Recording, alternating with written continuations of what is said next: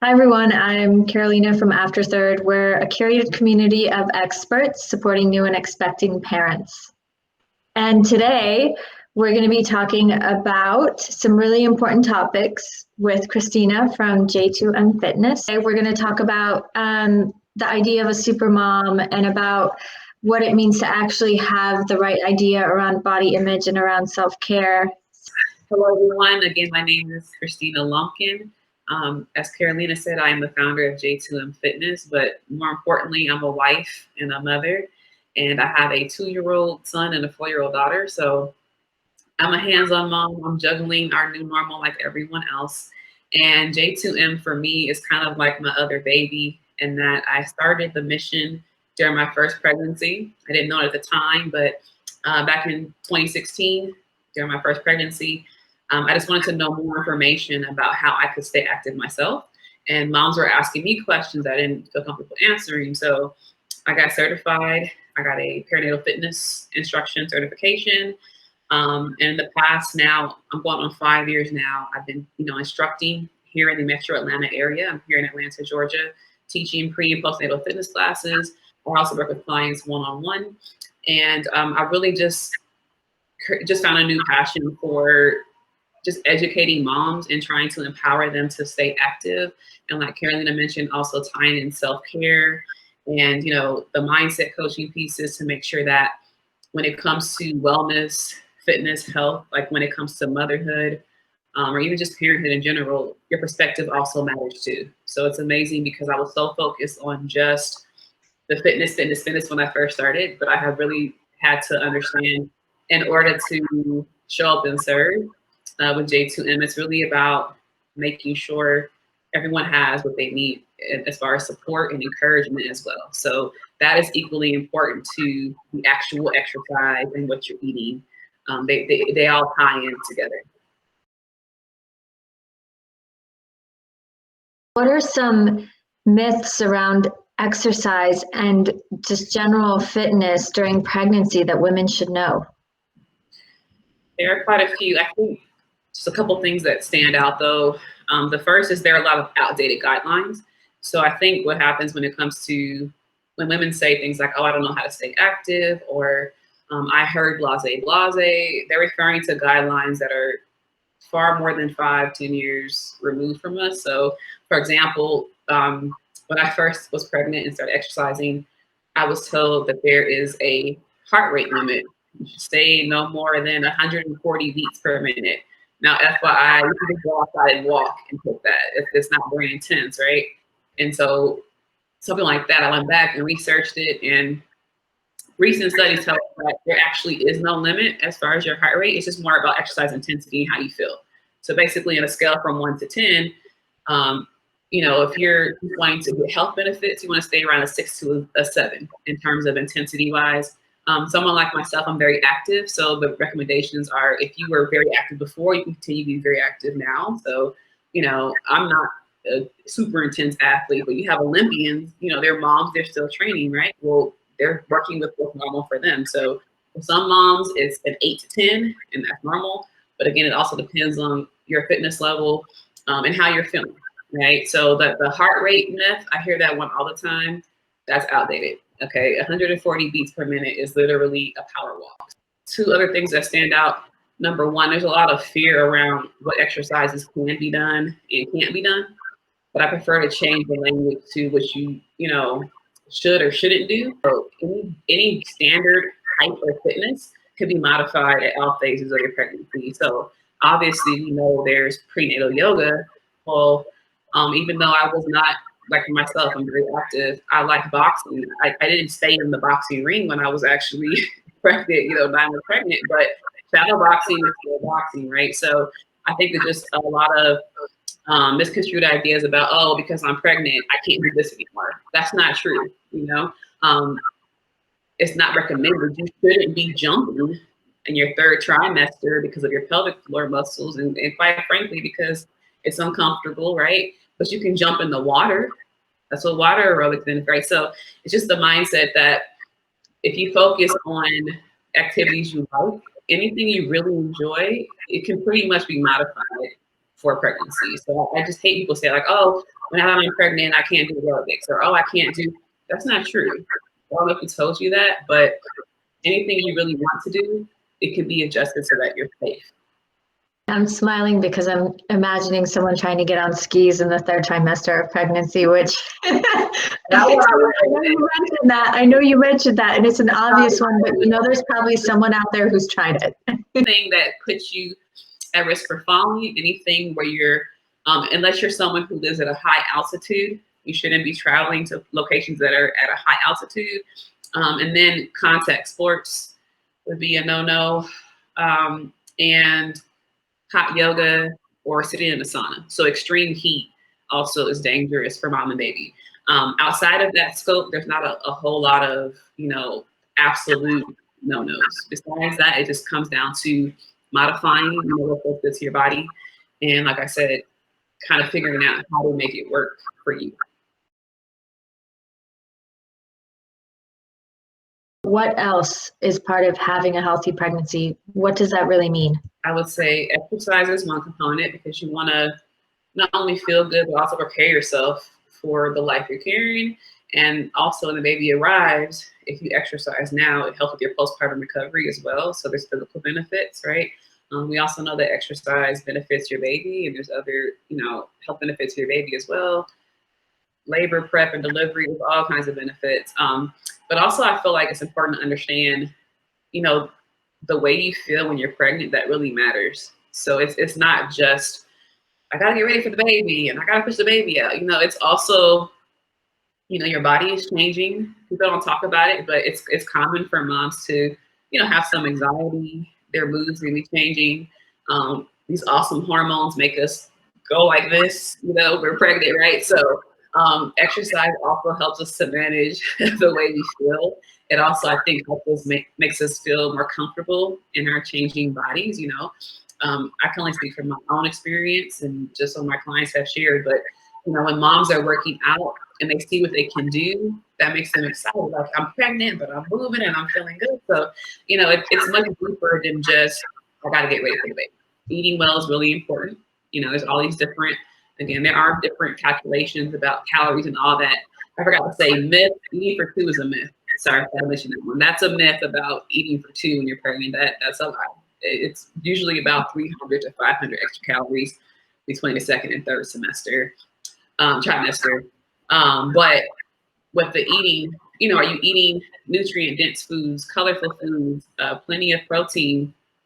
You don't want to, with carbohydrates, going to make you, getting high fiber food, you're feeling regular, you're feeling good. So just eating well-balanced, colorful meals. But even beyond that, staying hydrated is really important, especially if you're exercising, you got to stay hydrated. And I think we underestimate those too. Sleep is important. It's not really comfortable, obviously, when you get into those later weeks, but you need your rest. And also too, rest is not just sleep. So, especially by, first trimester can be rough. You're not feeling great, so you need to slow down when you can. Again, second trimester, you get a little bit of energy, but by third trimester, the days start to feel like they're getting a little longer. So, understanding where you can cut back and preserve your energy. So just rest in general, I think, is important. And like you mentioned at the very beginning, like self-care for me is still important, I think, during pregnancy. I think, again, we constantly, I think, focus our energy on what happens, maybe arrives. But again, the way we feel now, mentally, emotionally, physically during our pregnancies, that matters too. And that starts with taking care of ourselves. It's such a good point because I think making space for yourself in that process of preparation, for your sort of sense of self and for your mental health and your emotional health, I think is something that we maybe take for granted, but it is really important. What should we know about postpartum fitness? So once the baby comes, what does that mean to get back to yourself and get back to a healthy version of yourself? To be honest, we need to have a mindset shift and kind of eliminate the getting back thought. Like that right there is something I'm constantly trying to encourage clients to just take and just throw away. And what I mean by that is, for example, even in my own circumstances, when I had my daughter the first time, I was hardcore. I gotta get back. I gotta get back. You know, I felt like I had to prove something because if I'm an expert, I gotta get back to where I was, right? And ultimately, I did get back to my starting weight. I technically did get back to those things, right? But I also had a C-section, and that process took more time and patience than I allowed myself to process. And so fast forward again, when I had my son, this is kid number 2, who technically I never got all the way back. I was close, but I never lost those 5 pounds, right? So if I compared my mindset the first time to the second time, my second postpartum journey was honestly more rewarding and fulfilling and less stressful than the first one, because I didn't have an expectation that I have to get back and that I have to have a certain time frame to do X, Y, Z. I didn't validate my success upon getting back and doing it quickly. When you start your postpartum journey, whether you have, again, the first time was a C-section, second time was a VBAC. I've experienced both. It doesn't matter your birthing experience or what you go through. After you have a baby, start from scratch.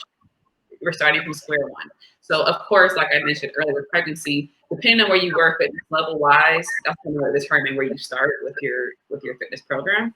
But at the end of the day, you know, give yourself space and room to be present in where you are from day one and each day thereafter. So meaning, you know, where you are the first 2 to 3 weeks postpartum, when you're getting outside walking, be present. Don't worry about what you're not doing. Focus on the walking and the you know, the core breaths and all the really boring rehab stuff that nobody wants to do. That does not look exciting at all, but it's really important. You know, pelvic floor training.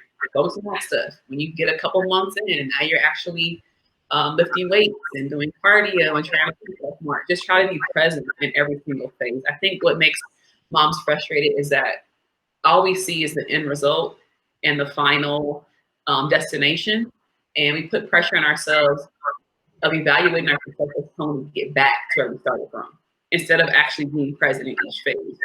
You don't get to skip, I just had a baby, to 12 months postpartum. There's no way to fast forward the time. There's no way to fast forward the progress. But I do find that not only in my own experience, but with clients, when they focus on each incremental part of the process, they're more fulfilled and they can really celebrate their progress along the way. From day 1 to month 3, like that 4th trimester phase is what it's called. Again, that would be where you get into walking, core rehab, breathing, and start easing into a routine. Like phase 1 is, let's just ease back into exercise. A lot of moms go to the doctor, they get cleared, and they're like, yes, I'm going to the gym, I'm gonna just jump back in. That's not really how it works. So, you know, the first phase is, again, easing to exercise, but also be present in that time and focus on adjusting to your new routine, your baby's sleeping patterns, right? So I think we tend to also be so focused on our goals, we forget that we have to factor in a new life and breastfeeding, if you were breastfeeding like I was, right? So take time to go through the actual transition of that 4th trimester and your healing. Don't skip steps. Between like month 3 and month 6, assuming that you didn't have any complications, you've been exercising regularly, you've had time to do some basic core rehab, then you can probably push yourself a little bit more. For some moms, they're ready to go out and start running a marathon. Other moms are not. Like it just varies based upon intensity wise. But I would say by the time you get to month 6, there's less restraint on what you should or shouldn't be doing based upon how you feel, recovered, progressed. Between the 6 and 12 month mark, that is completely based upon where you were during your pregnancy, what you've been doing for the past 6 months. And I think it's important though, like I said, to just kind of every few months kind of set new goals and revisit where you are. And I would encourage moms to, like right now I'm talking a very general spectrum, but there are moms who could be 12 months postpartum that never did core rehab, haven't exercised since a year before their pregnancy. So now we're going on 2 and 3 years. So your starting point might be closer to someone who has a newborn, you know? So don't try to compare yourself to where you should or shouldn't be. be realistic about where you are. I have plenty of clients who 12 months postpartum are starting before we have children because they never did any rehab. They didn't know what it was, and they're like, "Oh, is it too late?" No, it's not. You know, they're able to do a lot of things, but they still have separation. You know, they're still leaking when they jump, whatever the case may be, right? So just understand that the timeline is not perfect, and it just really is based upon where you are and what works for you at that point in time.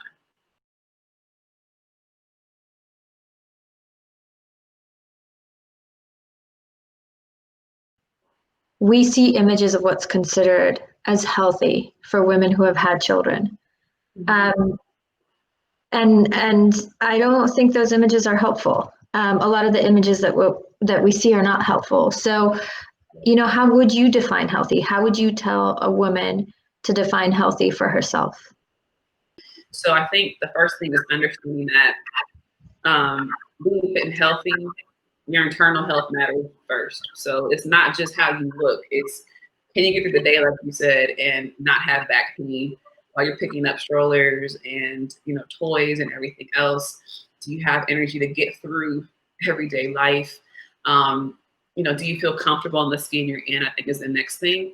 And just understanding that, again, the way I see it, and one thing that was really important to me for J2M when I created a business page for social media was showcasing women of different sizes and different fitness levels to showcase the fact that, again, I happen to be very fit and active, and that's my story.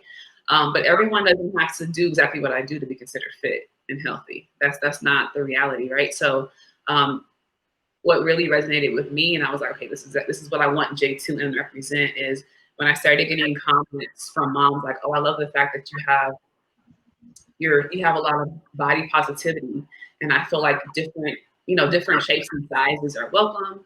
Or moms would say things like, hey, I saw one of your clients who, like me, she's over 200 pounds, but I've seen how much weight she's lost. Like one of my clients lost 60 pounds. So she just got under the 200 mark a few months ago, but she struggled with her weight her whole life. That's success for her. You see what I'm saying? So I think it's important to understand that, again, there is no shape, no size. There's no one size fits all definition for this is what healthy and fit means. And I think women need to give themselves more grace to understand that, to stop comparing yourself not only to other people, but where you were in high school, in college, 10, 15, 20, 25 years ago. I hear all the time, like, oh, I'm still trying to get back to such and such. And I'm like, okay, not to be rude, but if we're 42, you're trying to get back to where you were at 18. Is that really, so it's not only societal standards, but I think a lot of us too are trying to get back to this weight that we think is our perfect weight that, to be honest, we may or may not ever achieve, because as you age, your body changes. So I think it's important to keep that in mind too. When you see images of fit and healthy moms, again, if someone saw me, I am fit and healthy. But if I'm being very honest, I'm also not standard size. Maybe you can't see it on the camera, but I'm 5'10", 180 when I'm not pregnant. So I'm not really average anything, if I'm being honest, but people may look at what fit is, I guess. So again, that's why I say it's important to define your standards. If I was going by societal norms, I should be 20 pounds lighter. It's just not going to happen. Christina, I want to thank you for speaking with me. It's been so wonderful to have this conversation with you.